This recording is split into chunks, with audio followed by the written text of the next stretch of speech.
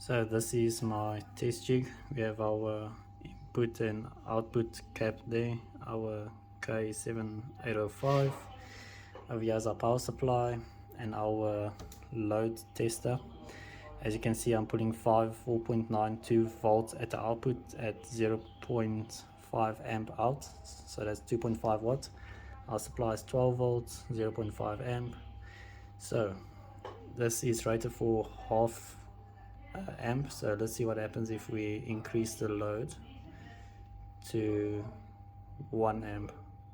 So this over here is rated, this module over here is rated at 0.5 amp and it's still pulling it at 0.9 amp quite proficiently. Let's get the flow camera and see what happens. So I've just adjusted it to 5 volts, 0.5 amp, and as you can see, the module is getting heated at 234 degrees Celsius. And if I push the current up, let's just see what happens then, to 1 amp.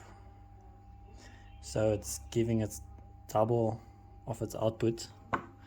Let's see how that will affect its temperature.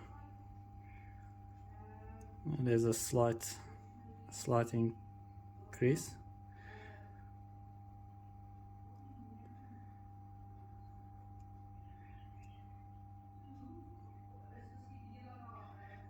Let me pause it for 5 minutes and see what happens. So I've been running it at 5 watts for about 3 to 2 minutes now, and its temperature has risen to 56 degrees. So what that means is that it would be able to deliver double its power capacity for quite some time.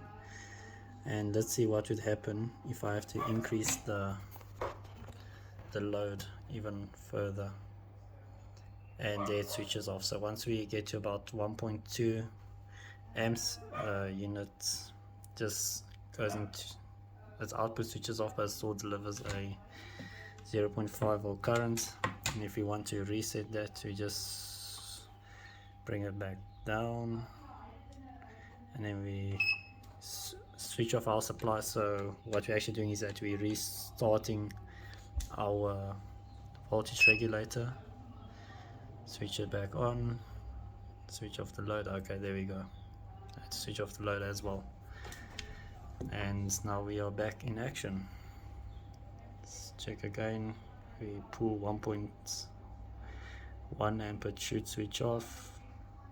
There we go, it's off.